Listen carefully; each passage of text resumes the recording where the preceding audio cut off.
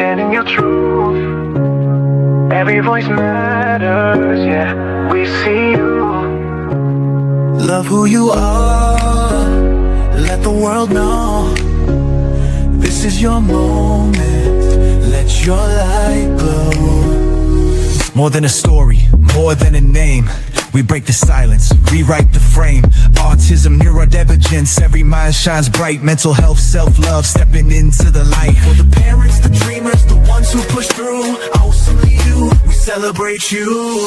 Oh, oh, oh, oh, oh, oh, oh. Auesomely You, we rise, we shine. Vowing voices, breaking the lines. This ain't just a podcast, this is a move. Celebrating every story, making room.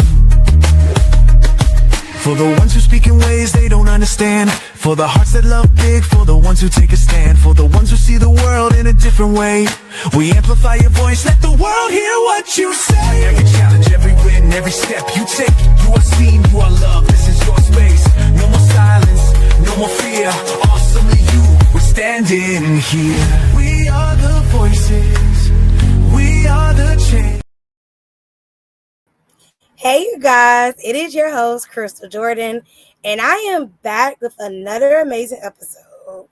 And with that being stated, I am so excited to have another amazing mom to interview today.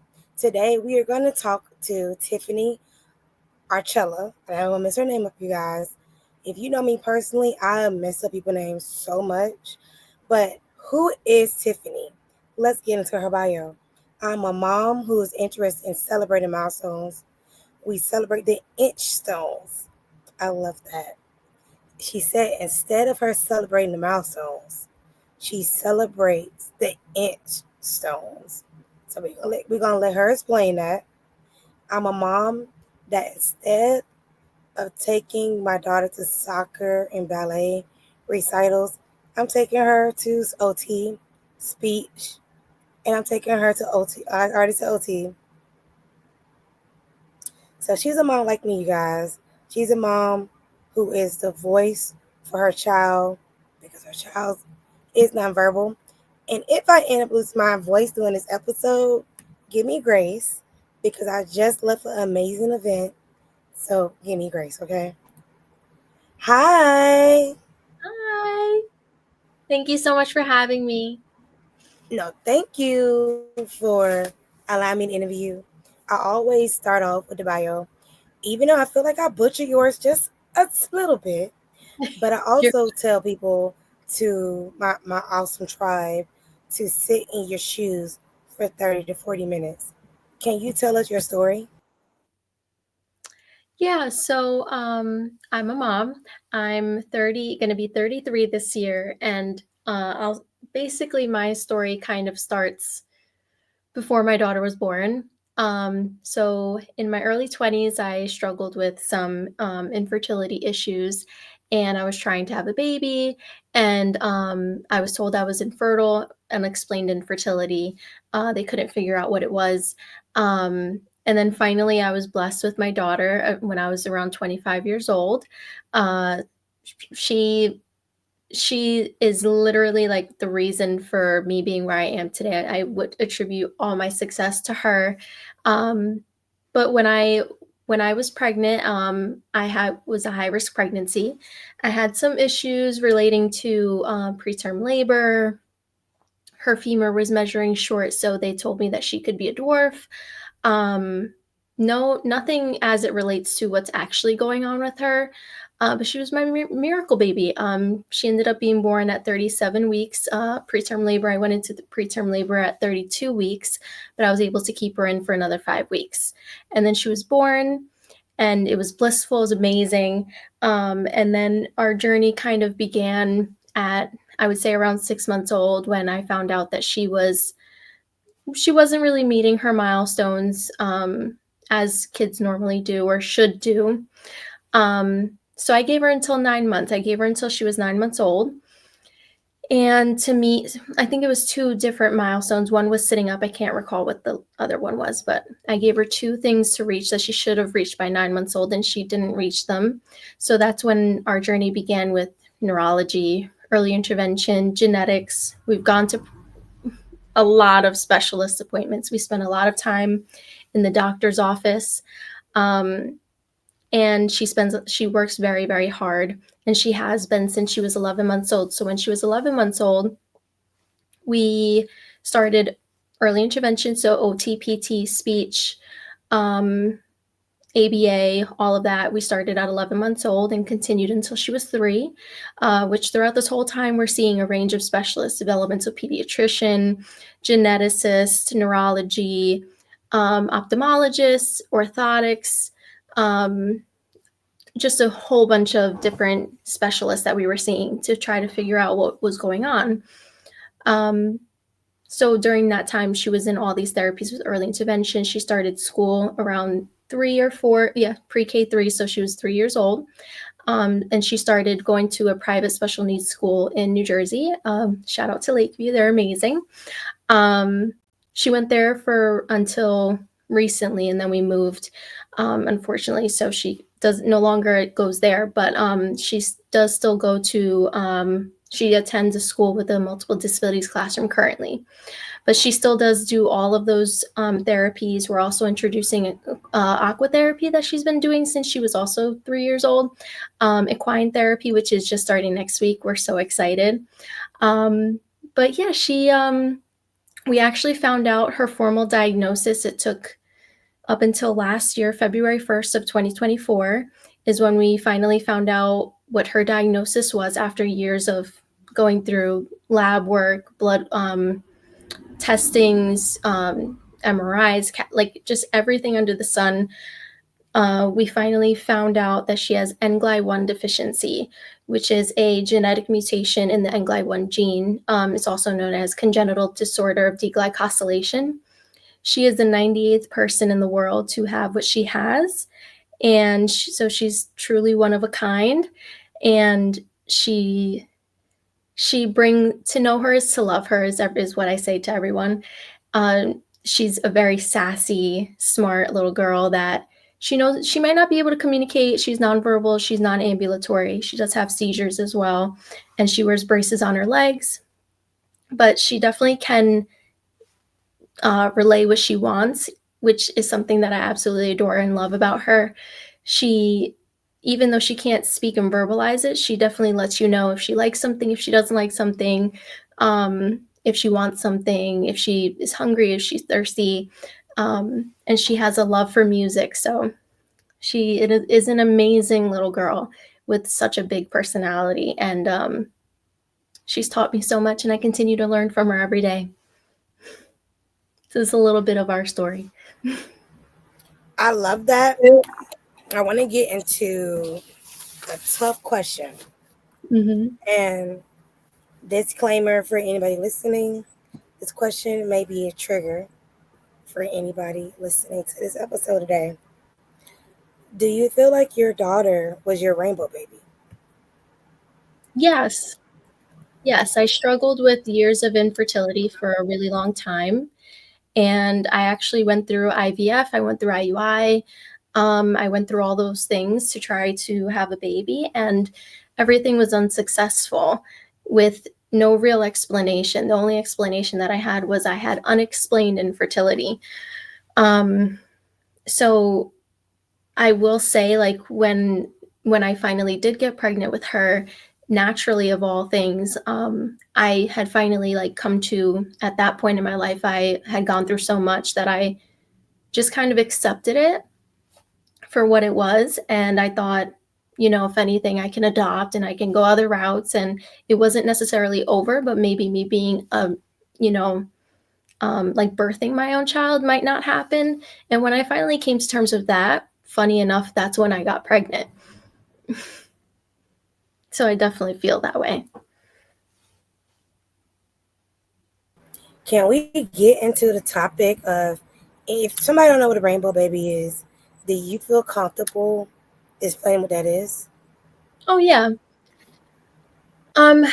So a rainbow baby is basically when a woman suffers like miscarriages or infertility for a really long time and they finally are blessed with that baby that they've been longing for. That's what I consider to be a rainbow baby. I asked that because I'm pretty sure everybody know what that is. Mm-hmm. I learned what that term was because I had a friend, a formal friend. When she lost a child, I started seeing her to talk about rainbow babies, and it got me intrigued. I started to learn more about the topic because I wanted to know what my former friend at the time was going through. So I said, okay, let me learn about it. So I'm sorry you went through that, but I'm happy you're telling your story because it's so many women that go through that and they feel like their voice is taken. And I have met women who don't feel like they're a woman, they are a woman because their body can't hold a child. And I'm here to say that's not true. So Yeah, I agree. thank you. I I absolutely agree. appreciate you talking about it. Oh yeah, of course. I'm so open about it. So part of, I guess, my story, which I didn't really get into this before, but I had my own medical issues, which contributed to my infertility, I guess, at the time. So I have stage 4 endometriosis. I have ovarian cysts that I needed to have removed 10 years ago. I currently have uterine polyps that I have to get removed as well. I have a pituitary adenoma, which is basically a brain tumor, which sounds really bad. Um, but it's really something that I live with it. And all of these, so the brain tumor, I think, is the most, other than the endometriosis, is the most contributing factor because it kind of tricks my body into thinking that it's pregnant when it's not. Um, so that can lead to, you thinking you're pregnant one day and then you're not, and struggling to get pregnant because your body already thinks that it is. So it's not letting you, if that makes any sense. Wow, that is a lot to deal with. First off, you going through that, and then you having this an awesome baby or awesome child. So how are you mentally? Like, if you can really share how you are mentally as a mom, like, what's some word of advice you can give a mom who is going through their own stuff right now and they still have to advocate and fight for their child? It's definitely hard. It's definitely a lot, and some days are easier than others. I would definitely say take it day by day. Um, have the to-do lists, have the day, like to-do list for your day, and, or write down what you need to get done in the week and then categorize it by day. And, you have your little things that you have to get done each day, and then you ultimately accomplish your to-do list for the week. That's the biggest thing that I can say because I tend to overwhelm myself. Um, I work full time. I have my daughter full time. I take her to school. I pick her up. I bring her to therapies. I try to keep her involved as much as I can. So, the best advice that I can say is to take it day by day, even minute by minute if you have to. Some days are going to be rough, some days are going to be easier than others. Um, Mentally, for me, I would say that's kind of what helped me get through it. And honestly, this is going to sound so cheesy, but honestly, when I look at my daughter, I can't be upset anymore. Like, for example, I had a really rough day just yesterday, um, in tears. Like it, and I don't really cry that often. Um, but for example, yesterday I took off of work. I took my daughter out of school. She had a dentist appointment, and I took her to said dentist appointment. It was at 11:30, right in the smack dab middle of the day, so she couldn't go to school. So I didn't feed her yet because I didn't want her to be, it was a dentist. You don't want to have like gross stuff in your teeth when you go to the dentist. So I took off. Took her out of school, took her to the appointment, and only to be told that they're not going to do the cleaning for her. Why? Because I didn't submit forms from her specialist that would clear her for getting the cleaning. Keep in mind, this Ava's been getting cleanings. Her name is Ava Rose. She's been getting cleanings since she started getting teeth, every 6 months. I try to stay on top of it as much as I can because it's hard for me to even get in there. She doesn't really let me too much, but I do the best I can. So um, I get, they tell me that, and I'm just instantly like, why couldn't somebody tell me this when I made this appointment, so that like this would have been a productive appointment? And instead of me having to come back, because I also drove 45 minutes one way to get there, because this dentist specializes with children with special needs. So I left. I was very upset. And I also got some other news that I wasn't really too happy with. So I just was really upset. And so I just started to cry. And sometimes you do just have to let it out and just let yourself cry and let yourself feel the feelings. It's a lot. It's overwhelming. I have a child that can't dress herself, can't feed herself. She relies on me for all activities of daily living. So that's a lot.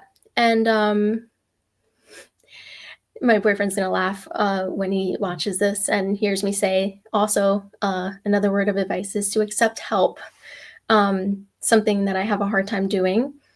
But we all need a break. We all need the help. It takes a village to raise a child, let alone a special needs child.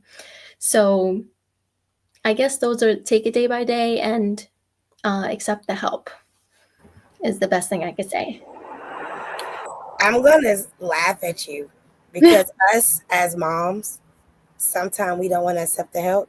But I'm gonna tell you, when you learn to start accepting the help, Mm-hmm. your life will be so much better. You're not gonna be as stressed. That's Mm-hmm. And it's funny with you. I was gonna kick off a resource. Like I want every guest come here to share a resource.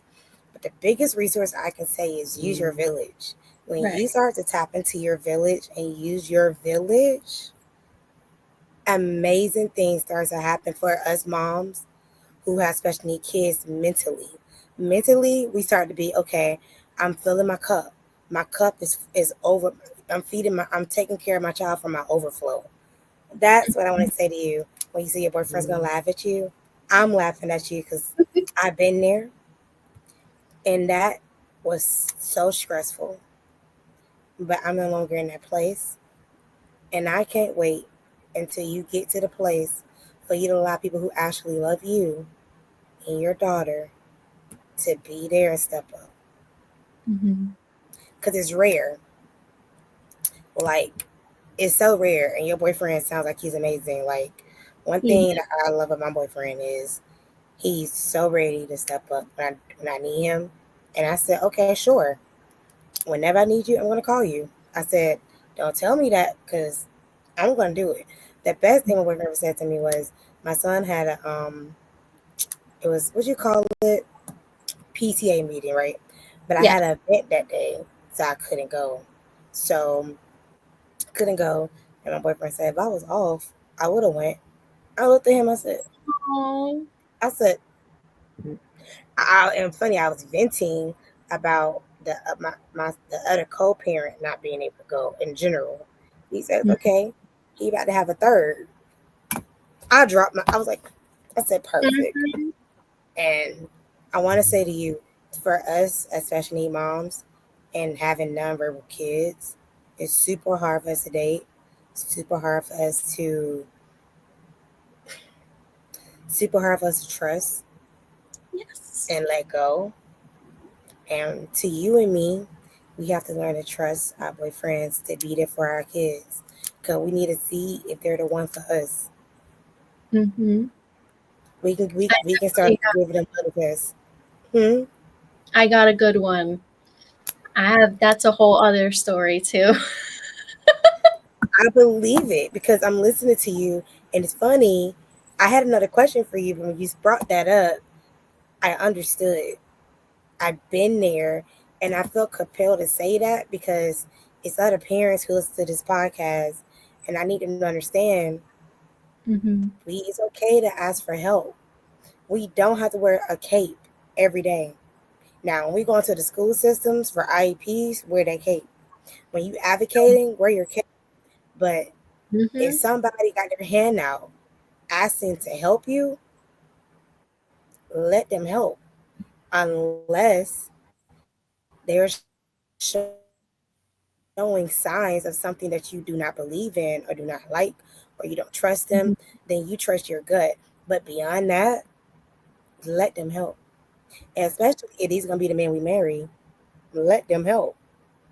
So Mm-hmm. sorry, I ain't mean to go into a rant with you, but No, I I would not have this podcast and not be honest. I appreciate honesty very, very much. Yeah, so this is actually something funny enough I haven't talked about on social media at all. Um so my daughter's going to be 7 August 3rd. She hasn't seen her biological father in going on 3 years since 2022. Yeah, going on 3 years. Um Very long story short, my daughter, who is non-ambulatory, uh, broke her leg in 3 spots in his care, um, around in November of 2022. He didn't seek medical treatment. He didn't tell me. He didn't do anything. He just gave her back to me with the injury and didn't say a word. So I get her back. I take her to the hospital after seeing swelling, and I've never seen a broken bone before, let alone 3. So I took her. It obviously caused a very big problem. Um, CPS got involved. New York State Police got involved. They started investigating him for child abuse and neglect. Um, all in all, after that, the report from CPS did come back unfounded because they couldn't figure out how this happened. He wasn't saying how it happened. He just said he didn't know. At first it was her seizure medications that broke her leg. The doctors debunked that. They said immediately, no, that's not going to break her leg. There has to be trauma. Then he turned around and said, my mom did it because my mom had my daughter. That's who did the exchange. I wasn't even there. Um, and then, but that was the doctors were able to narrow it down to the days that this could have happened because I took her on Monday to the hospital. She was with him Friday to Sunday, and they told me it was between Saturday and Sunday that this happened. So then he tried to say it was me, which obviously is not true. So since that happened, he fought, we went to court and everything, and he fought the title, I guess, or what he was being accused of. And then he hasn't seen her since and said that he wanted to sign his rights over. And the judge said, I will not allow you to sign your rights over and wipe your hands of this child. This child deserves financial help and help from both parents. She also offered him a slew of options, supervised visits, him meeting with me somewhere and I supervise at a mutual location. That's not my home. And nothing, still said no. So I have sole legal and residential custody of her at this point. And that's also, like, to your point about trust, it's really, really hard for me to trust anybody with her, especially because she is nonverbal. But leading up to my amazing boyfriend, I'm very, very, very, very, very lucky. Me and my boyfriend started dating 2 years ago, and he's been the best dad, to her. He made a room for her in his place before we even moved in. He had a space for her. He made her bed safe for her. He goes to bat for her. He goes to school visits, school things with her. Meanwhile, the other one never even went to the school, never knew where the school was, never attended a function, never attended a doctor's appointment. And as you can imagine, my daughter's had quite a few doctor's appointments, school functions. Like, he's never attended anything ever. And I have a man now that shows up for not just me, but my daughter, and loves the both of us so much. And I'm so grateful for that. So I love this yeah. so much because now I want to get into a deeper conversation with you. I want to talk to you like, so I have questions. Mhm. And I've hoped this episode really helped other moms. So my Mhm. question for you is, how did you navigate your trust issues, your trauma, and really open up to dating with having a nonverbal kid? Because that is the hardest thing, and I only speak from experience because Mhm. it took me a long time. I have not been in a serious relationship. My son is 8, 7 years. I believe Yeah, it. and I just, yes. It's really hard. Um, I guess how did I navigate it? Um, I just always kept myself open and to finding that person, but also not being naive to red flags. And I think in dating with a child in general is hard, but then adding in the fact that they're special needs just adds a whole other element. And you want to make sure, like to your point, that they're good with our kids, and you want to make sure that they'll love them like their own, and they'll fight for them, and they'll be there for them, and all the things. um, so for me, in the dating world, I didn't really get to date too much, to be honest with you, because I was my daughter's sole, caregiver and parent most of the time. So I didn't really have too much time to date. So I was very, very, very selective on who I was talking to, who I was with, and I just I made sure to weed out certain things when we were talking to make sure that this person was worth my time, our goals aligned, what we were looking for aligned. I wasn't going to sit here and waste my time with someone that, I want to have more kids. If you don't want to have any more kids, then it's a no-go. There's certain things that you can't expect someone to change. Not that you would want to change anyone, you know what I'm saying? So I guess to answer your question, I just kind of kept myself open, and I knew that my daughter also deserved that father figure and that love.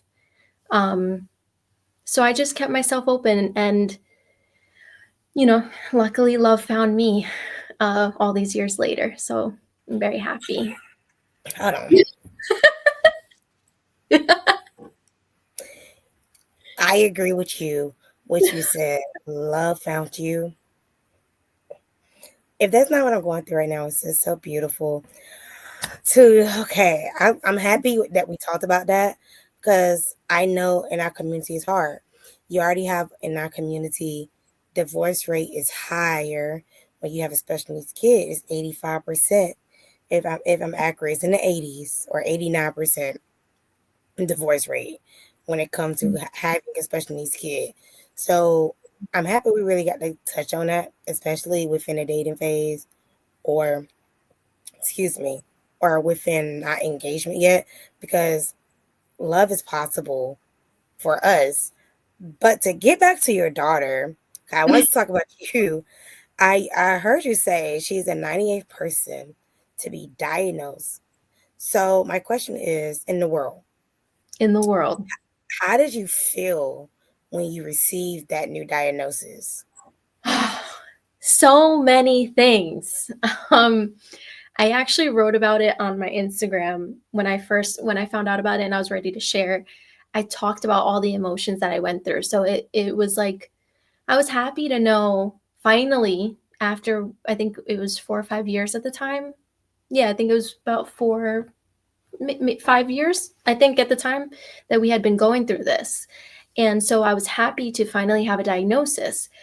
But there's such there's such little known about this that it was scary. And um if I'm being honest, when I was introduced to the Grace Science Foundation, and they kind of monitor those that are diagnosed, and they kind of create like this this forum for all the families to communicate worldwide.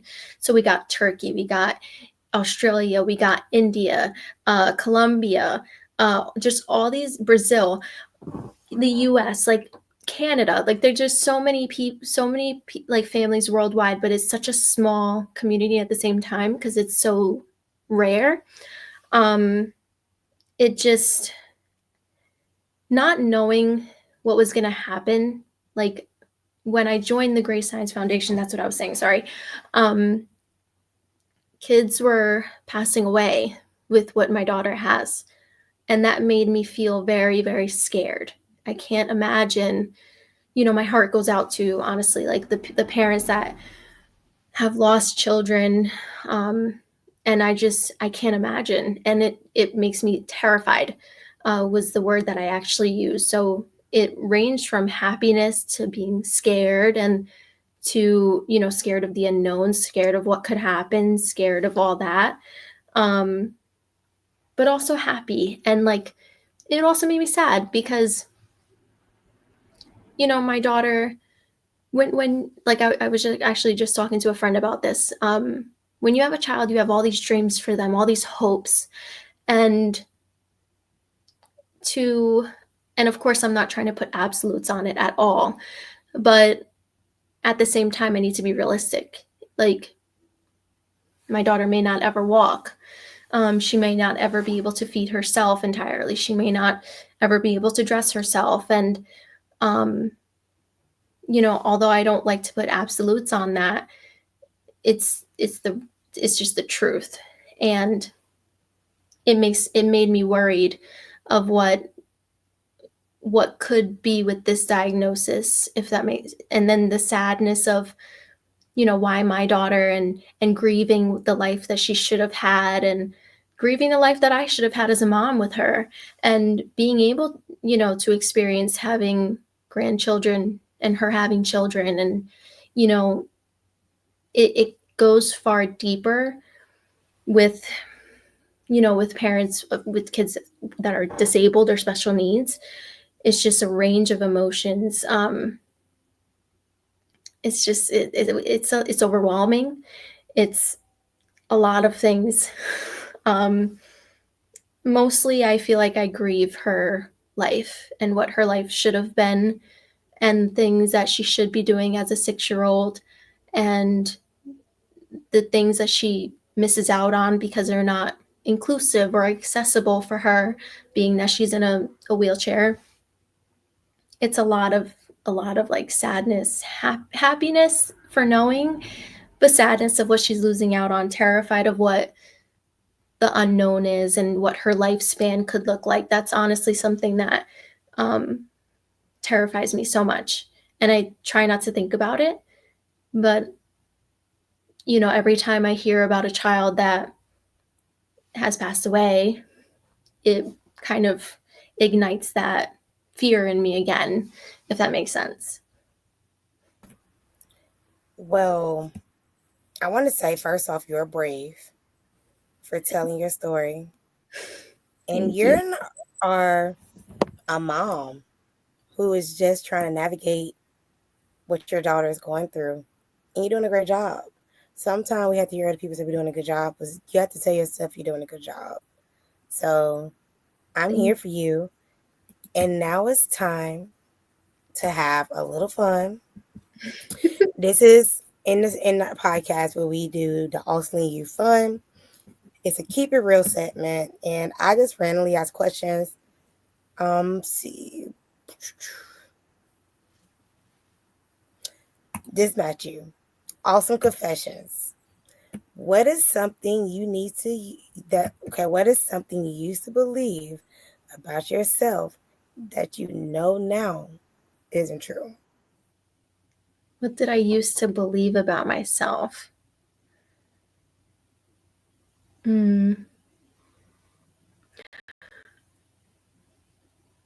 Well, I guess the biggest thing is that I thought I couldn't have kids. I really did. I came to accept it, and oddly enough, that's when I was blessed with my daughter. Yeah, I think that's the now I know that I can. now I know that I can. And we hope to have some more babies. And luckily, like going back to one of our, I think, other conversations about our boyfriends, me and my boyfriend actually did genetic counseling to make sure that he's not a carrier of this same mutation. So I'm happy to say that he's not. So we are going to be trying. I love that. Okay. Guilty song. Okay. Guilty pleasure. Show or song. So you got to give me your guilty pleasure. Give me a song or it can be a show. Show, I guess. Dr. Phil. I do. I watch Dr. Phil on YouTube. Yeah. No judgment. And final fun question. Your theme song for life. What song would play every time you walk into the room? Wait, what's that? Oh my God, there's a song. I don't know the name of it, but every time I hear it, I think about my daughter, and it's I mean, I could also do every time I win, no matter what. Got money on I my got mind. money on mine. I can't never get enough. Yeah. What's the rest of the words? Every time I step up in the building, everybody hands go up. It is, yeah, that's a good one. That's a good one. I like that one. When everyone sees Ava, that's always how it is, I feel like. Okay, I love that. Yeah. All right. So this is where you just take the time to give the audience where they can find you, follow you, like, comment, subscribe, whatever you got going on or offer, and tell them where my audience can find you. Oh, awesome. So I'm on Instagram at Archilla1, so ARCHILLAT1. I'm on Facebook, Tiffany Amber Archilla, same thing for LinkedIn. And I think that's TikTok, Tiffany Amber Archilla on there as well. So my next and final question is, I ask every guest this. I'm putting on the screen for you to think as I read it. Before we wrap up, I'd love for you to share affirmation that our listeners and audience can take away from today's conversation, something that reminds them to embrace their uniqueness. I'm very big on affirmations, as I say in every episode.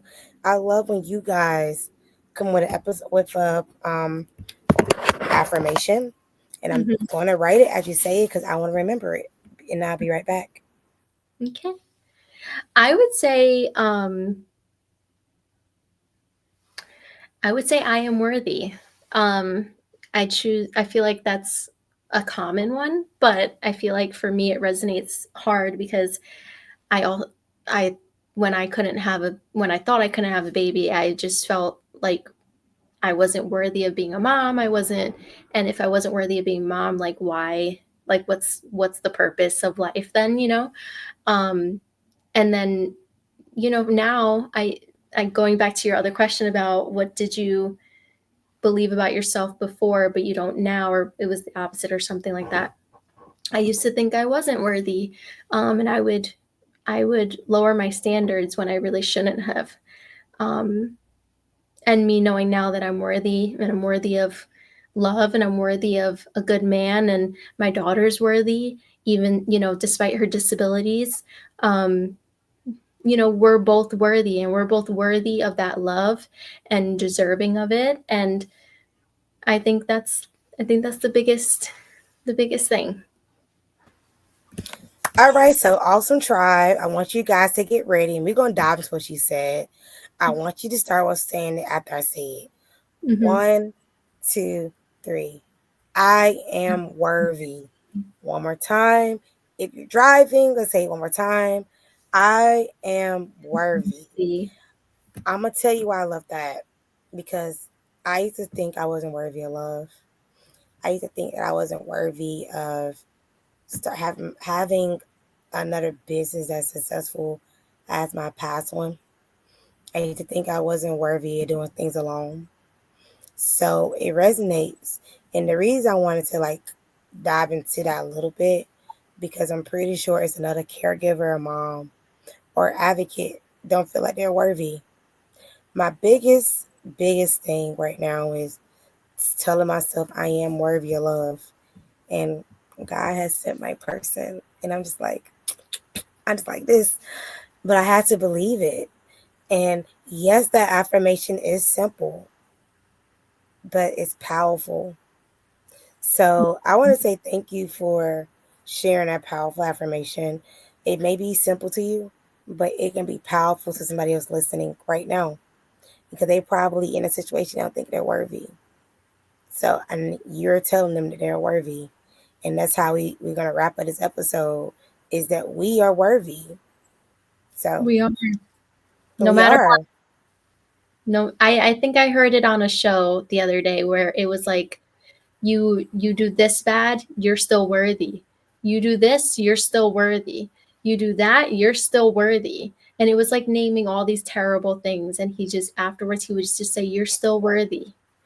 And it's just, for me, I've gone, you've only heard a little bit, but I've gone through a lot in life, and it shaped me to be who I am today. And so part of me is grateful for it, but